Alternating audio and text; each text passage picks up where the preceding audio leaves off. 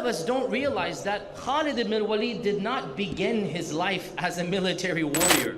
In fact, his life was more akin to growing up as a prince. Why?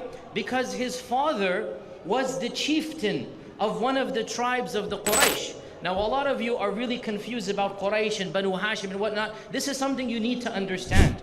Quraysh is one large tribe. It's composed of lots of sub-tribes.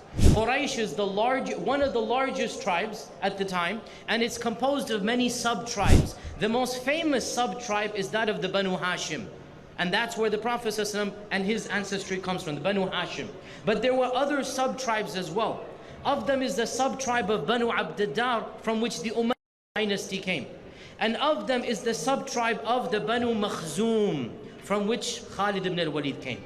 So there's three main sub-tribes, there's lots of others, there's three main ones. The Banu Hashim, the Banu Abd-Dar, and the Banu Makhzum. And each of these had their leaders. So the leader of the Banu Hashim was Abu Talib. And when Abu Talib died, it was Abu Lahab. The leader of the Banu Abd Shams was Abu Sufyan. Abu Sufyan, whose ancestry and whose children became the Umayyad dynasty. This is Abu Sufyan. And then the leader of the Banu Makhzum was the father of Khalid ibn al-Walid, and his name was al-Walid ibn al-Mughira. So al-Walid ibn al-Mughira, the father of Khalid, is the chief of the tribe, which means he's the wealthiest, the most prestigious, the most influential. So he's one of the leaders of the city of Mecca.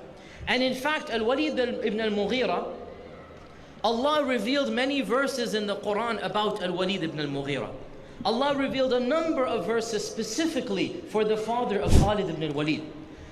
And before I even get there, again, this is first information sake that you should know. When you look at the opponents of the Prophet, generally speaking, they can be divided into two camps. The enemies of the Rasul can be divided into two camps. The first group are those who, even though they were his enemies, they were in some sense still noble. And they didn't stoop to, let's say, cheap tactics. They didn't resort to mockery or sarcasm. Yes, they disagreed, but they retained nobility within them. And the best example in this category is Abu Sufyan. Abu Sufyan was a noble opponent. He was an enemy. He hated the Prophet in the beginning, eventually accepted Islam, but he never stooped to cheap tactics. He never smeared the Prophet. He never slandered. He didn't go to that level. He wasn't of those who would mock when the Prophet would pass by. He wouldn't raise his eyes. He wouldn't make sarcastic comments. There's an element of dignity and nobility. The second group of enemies were those who did resort to such tactics. And foremost amongst them is Umayyah ibn Khalaf and Ubay. And Umayyah ibn Khalaf and Ubay and his brother al-Walid, not this Walid, another Walid. These 4 or 5, including Abu Jahl, of course, is the most famous example. These group of people, not only did they oppose the Prophet ﷺ, they resorted to tactics that are simply demeaning. For example, this group was the one who said, let us throw a dead animal onto the Prophet when he's in prayer. Go to the trash, go to the garbage, pick up a dead animal, throw it on the Prophet when he's praying. This group, whenever he would pass by, they would make some sarcastic remarks. They would joke about him. They would spread slanders and evil about him. If you notice, if you categorize the groups into these two, it is amazing, and it's a point of benefit to learn that none of the people of the first category were eventually guided to Islam. Those who opposed him at a demeaning level, those who would mock and be sarcastic, those who would taunt him, none of them were guided to Islam. All of them met their fate, mostly in the Battle of Badr and some before and after. The Battle of Badr, when every one of these stalwarts, every one of these opponents met their death. Of course, the most famous is Abu Jahl, as you know. The second category of people, by and large, Allah subhanahu wa ta'ala guided them to Islam. And this shows that those who had manners, akhlaq, even though they were opponents, they had an element of sincerity. They had an element of nobility in them. So even as an opponent, they didn't resort to cheap tactics. And that shows that they had some good in them. And because they had some good in them, Allah subhanahu wa ta'ala eventually guided most of them to Islam. And of course, the primary example here is Abu Sufyan and his son Muawiyah, and Jubayr ibn Mut'im and Suhail ibn Amr. These are the people, yes, they were enemies in the beginning, but because they had a little bit of nobility, eventually Allah guided them to Islam. Now, why do I begin my talk with these two categories? I want to point out that, of course, this is a spectrum. It's not, you can't categorize somebody easily into one of two. And there's a spectrum here, and a few people fell kind of in the middle of this spectrum. And of those who fell in the middle of this spectrum was the father of Khalid, al-Walid ibn Al-Mughira. Al-Walid ibn Al-Mughira, Al-Walid ibn Al-Mughira never went to that level that Abu Jahl did. He never stooped to that level. Nonetheless, he had in him pride. He didn't resort to sarcasm. No, that was too cheap. But he had in him kibr, arrogance. Pride of what? Of his ancestry. We are from the tribe of Banu Makhzum. We are the leaders of the Quraysh. There was rivalry between the Hashemites, between the Umayyads, between the Banu Makhzum. So each one is rivaling for the greatest, the biggest Qurashi, if you like, the greatest Qurashi tribe. So he's the leader of one of the sub-tribes, and he had in him that prestige, that I am the leader of Banu Makhzum. How can I follow a Hashemite prophet? How can the prophecy have come to another sub-tribe? It wasn't that he resorted to slander, it was that his arrogance got the better of him. And he was one of those who said, why was the Quran revealed to somebody from the Banu Hashim? Why wasn't it revealed to one of the two great men? He considered himself the greatest man in Mecca. Khalid's father, he considers himself the greatest man in Mecca. And he said the second best tribe is the tribe of Thaqif in Ta'if. So he said, why didn't Allah choose me or the leader of Ta'if? And Allah revealed in the Quran, وَقَالُوا لَوْلَا نُزِّلَ هَذَا الْقُرْآنُ عَلَىٰ رَجُلٍ مِّنَ الْقَرْيَةِ. Why didn't Allah reveal this Quran to one of the two great men of these two cities, meaning Ta'if and Mecca? He's the first great man. If anybody thinks he's a great man, he's got an ego problem, right? And Khalid's father had this. He goes, I'm a great man. Why would Allah choose this youngster? Of course, Khalid's father is probably around 30 years older than the Prophet ﷺ. And so he's thinking, why would Allah choose this man from the Hashemite when I am here? So Allah revealed in the Quran, they said, they meaning Khalid's father, they said, why wasn't the Quran given to one of the two great men? Another incident that shows the nature of Al-Walid ibn Al-Mughira, Khalid's father, another incident that shows his nature is that he was one of those who, when the Prophet ﷺ began preaching, he wanted to negotiate with him a peace treaty. And he went to him multiple times. He goes, look, you're dividing our community up. You're saying things that are blasphemous. Let's try to reach a compromise. So one of the compromises he said was, let's alternate religions. One day I'll follow your religion. One day you follow our religion, right? Let's reach a compromise. Now, you detect a sense of, no matter how foolish it sounds, nobility, because he doesn't want bloodshed. He goes, let's compromise. One day we'll all worship Allah, and then tomorrow you worship our idols. Allah revealed which surah? All of you know this surah. Allah revealed which surah? قُلْ يَا أَيُّهَا الْكَافِرُونَ. Because of Walid's compromise, Allah is saying, there is no compromise for Tawheed. I can't be a Muslim for a day and a Christian or an idol worship for the next day. There's no compromise. لَكُمْ دِينُكُمْ وَلِيَ دِينِ. Another, and again I'm just showing you this to understand the household that Khalid is being raised up in. This is his father, one of the chieftains of Quraysh. Yet another compromise, or this isn't a compromise, this is an agreement. Khalid's father, Al-Walid ibn Al-Mughira, convened a council of all of the leaders of Quraysh who had rejected the Prophet. And he said, look, we need to take a firm stance here. We don't agree with his message. We need to have a unified voice. What are we going to say? What should we say about this person? One person said, let us say that Muhammad ﷺ has gone mad. He's gone crazy. Al-Walid ibn Al-Mughira said, we all know the symptoms of a madman. He's clearly not a madman. Somebody else said, let's say that he's a fortune teller. He's a kahin. He's a sorcerer. Al-Walid said, we all know what fortune tellers are like. He's not a fortune teller. Somebody else said, let's say he's a magician. He's a sahir. So Al-Walid said, we all know what magicians are like. He's not a magician. Somebody said, let's say he's a liar. Al-Walid said, we've known him for 40 years. He's never told a lie. Notice there's an element of truth in all that Walid is saying. He's not stooping to that level. Then his people said to Al-Walid, look, you are our leader. You're in charge. You tell us what we should do. So he said, let me think a few days. Let me think a few days. Give me some time. He went into his house and he paced back and forth in a frown, scowling.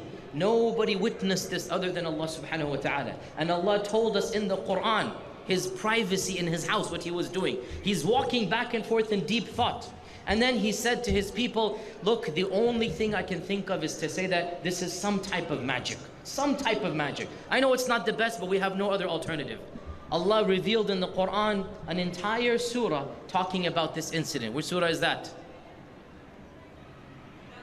Surah al-Muddathir, very good. Surah al-Muddathir, where Allah subhanahu wa ta'ala says, ذَرْنِي وَمَنْ خَلَقْتُ وَحِيدًا وَجَعَلْتُ لَهُ مَالًا مَمْدُودًا وَبَنِينَ شُهُودًا. Leave me alone from him whom I created all by himself. I created him alone. Leave me alone with him. And I gave him money and I gave him sons. This is a reference to Khalid ibn Al-Walid and his brothers. In Surah Al-Muddathir, Allah is referencing Khalid ibn Al-Walid. I gave him sons. One of his sons is Khalid. So you can say that Allah mentions Khalid indirectly in the Quran. Khalid ibn Al-Walid. So Allah says in the Quran about him, عَبَسَ وَبَصَرَ ثُمَّ أَدْبَرَ وَاسْتَكْبَرَ. He kept on walking around, he had a scowl on his face, and then he said, إِنْ هَذَا إِلَّا سِحْرٌ يُؤْثَرُ. The Quran is some type of magic that has an effect. And again, we could go on and on, but one interesting point again about Al-Walid ibn Al-Mughira. Al-Walid ibn Al-Mughira was that person whom the Prophet ﷺ was deeply engaged in conversation with, hoping that he'd become a Muslim. He could see in him some good. So the Prophet ﷺ was really close, in his opinion, because only Allah knew ilm al-ghayb. In his opinion, the Prophet ﷺ was so close to convincing Al-Walid to accept Islam when sticks were heard in the background, tap, tap, tap, tap. A blind man walking, and he heard the Prophet ﷺ preaching, and so overjoyed, he's a Muslim, he's a new Muslim. He comes tapping quickly to the Prophet ﷺ, and he asks some questions. And this is now Al-Walid, and the blind man is not even a Qurashi, he's a servant, he's a Mawla, he doesn't have royal blood. And Al-Walid scoffs and sneers, these are your followers? Thanks, but no thanks. And he walks away. So the Prophet ﷺ had the bait, it was so close, he thought he literally caught him on the hook and gonna pull him in. And here comes Ibn Maktoum. And so he can't help but feel a little bit frustrated and a little bit hurt and exasperated. I was so close, you had to come now. And so he frowned and he turned away. And Allah subhanahu wa ta'ala revealed from above the seven heavens, عَبَسَ وَتَوَلَّى أَنْ جَاءَهُ الْأَعْمَى وَمَا يُدْرِيكَ لَعَلَّهُ يَزَّكَّى أَوْ يَذَّكَّرُ فَتَنْفَعَهُ الذِّكْرَى أَمَّا مَنِ اسْتَغْنَى. As for the one who was arrogant and he thought he didn't needed you, فَأَنْتَ لَهُ تَصَدَّى. He was the one you were paying attention to. وَأَمَّا مَنْ جَاءَكَ يَسْعَى. As for the one who's coming running and rushing to you, and he wants to know, he wants to learn, that is the one you want to stay away from and you want to turn away from. No. Priorities. And Allah Azza wa Jal informed our Prophet ﷺ that the is for those who accept the message, who want to listen to it, and not because of nobility of blood. So this is Al-Walid, the father of Khalid, the one for whom Abasa wa Tawalla was revealed because of. So Khalid ibn Al-Walid, of course, grew up in the lap of luxury because this is his father. Allah says we gave him plenty of money. And Al-Walid died before the battle of Badr. He did not participate in the battle of Badr. And so Khalid himself was also not present in the battle of Badr. It is said that he was traveling somewhere else to do business, so he did not participate. But his older brother did participate in the battle of Badr. And his older brother was taken captive and taken to Medina. And ransoms were sent out, that there's a ransom for such and such.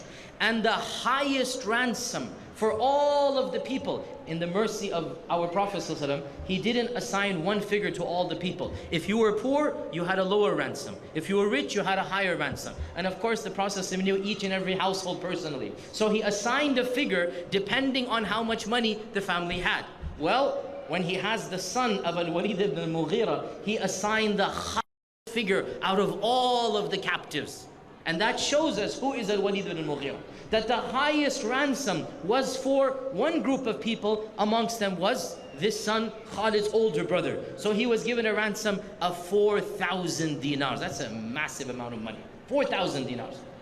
So Khalid himself came to Medina with the bag of money. Khalid himself came to Medina and he handed the money to the Prophet ﷺ. He took his brother. Now his brother has been a captive in Medina for around 3 weeks. He's been a captive for around 3 weeks in Medina. And you know, in Medina they didn't have any jails. Jails is not something that was invented by the Prophet ﷺ. It's a very cruel and unusual punishment in its own way. Jails were not invented. There were no jails. So what did the prisoners of war do? The Prophet ﷺ told the Sahaba, every one of you should take one prisoner of war and house him as a guest in his house. So the prisoners of war were treated like guests. And so Khalid's older brother was a guest in the house of one of the Ansar for 3 weeks. We don't have any details of what he saw, but we can imagine the life that he must have lived and seen Islam. So as soon as the ransom was paid, Khalid took him and they started walking away. They spent the night outside of Medina. When Khalid woke up, his brother had disappeared. Because his brother walked back stealthily. He didn't want to embarrass Khalid because Khalid just paid 4,000. He didn't want to embrace Islam then because people would have accused him, you're not truly a Muslim. After the ransom was paid, he secretly went back to Medina and he accepted Islam and he became one of the main Sahaba. This is Khalid's older brother. So this is the first time that Islam entered the household of al-Walid ibn al-Mughira. Khalid went back even more angry, humiliated, frustrated. He's just spent 4,000 dinars of his inheritance trying to rescue his brother, and this is what his brother does to him? Leaves him after he's paid the money? I mean, you could have just accepted Islam and saved me the hassle of spending a fortune to get you out. But then people would have always doubted, why are you accepting Islam? Is it to get out of the ransom? So he allowed the ransom to be paid, and then he went back and he accepted Islam. So this produced an amount of both hatred and curiosity, inquisitiveness. Why would my brother embrace this religion after he was a prisoner of war, after he was fighting him at Badr? So this created both a hatred because he felt let down and a curiosity and inquisitiveness.